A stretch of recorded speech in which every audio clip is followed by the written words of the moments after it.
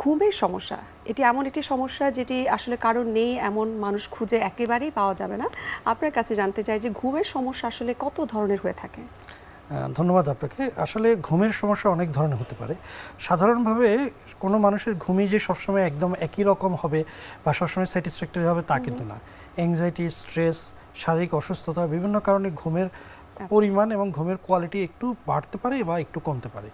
কিন্তু আমরা বলি যদি ঘুমের কোয়ালিটি এত বেশি হয় বা এত কম হয় যেটা তার জীবনযাপন অথবা তার চাকরি অথবা তার পড়াশোনাকে ব্যাঘাত ঘটে, তখন এটাকে আমরা রোগ বলি।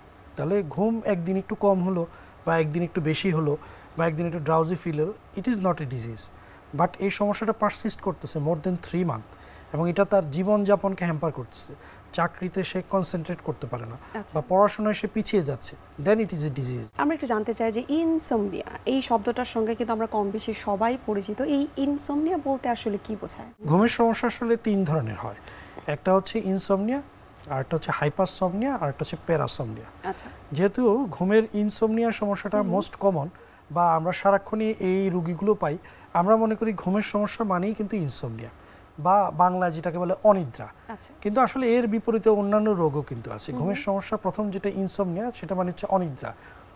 অনিদ্রা মানে কম ঘুম হওয়া। আরেকটা আছে ঘুমের সমস্যা হাইপারসোমনিয়া, মানে আপনি প্রচুর ঘুমান, এত ঘুমান যে আপনার ডেইলি অ্যাক্টিভিটি, আপনার চাকরি, আপনার পড়াশোনা সব কিছুতে সমস্যা, এটাও কিন্তু রোগ।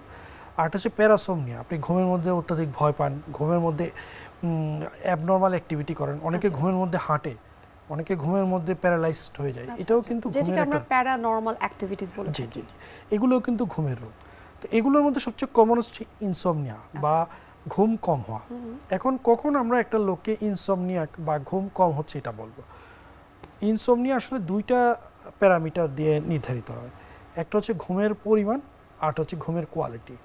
একজন সুস্থ সবল অ্যাডাল্ট মানুষের 6 থেকে 8 ঘন্টা স্বাস্থ্যকর ঘুমের জন্য প্রয়োজন এবং এটি বলা হয় যে যত বয়স কম থাকবে তত বাড়বে, যত বয়স কম হবে তত কমবে। এটা হচ্ছে স্বাভাবিক ফিজিওলজিক্যাল।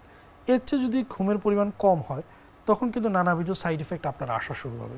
যেমন আপনার মেমোরি কম হয়ে যাবে, কগনিটিভ ফাংশন কম হয়ে যাবে, কনসেন্ট্রেট করতে পারবেন না, যে উদ্ভাবনী ক্ষমতা আপনার আছে, আপনার মধ্যে যে ক্রিয়েটিভিটি আছে, এগুলো কমে যাবে। আরেকটা হচ্ছে যে আপনি ঘুমাচ্ছেন 6 ঘন্টা 8 ঘন্টা কিন্তু কোয়ালিটি স্লিপ হচ্ছে না। যেমন এটা বেশিরভাগ ক্ষেত্রে হয় যারা রাত জাগে দিনে ঘুমায়, যখন ডে লাইট ঘরে প্রবেশ করে তখন কিন্তু আপনার ভালো ঘুম হয় না। প্লাস হচ্ছে নয়েজ থাকে দিনের মধ্যে, দিনের বেলায় এ ঢুকছে ও বের হচ্ছে, একটা নয়েজ হচ্ছে, তখন কিন্তু সে ঘুমাচ্ছে কিন্তু ভোর 6টা থেকে দুপুর 12টা পর্যন্ত, কিন্তু সেই 6 ঘন্টা ঘুমটা রাত 12টা থেকে সকাল 6টা পর্যন্ত ঘুমের যে কোয়ালিটি সেই কোয়ালিটিটা মেনটেন করছে না।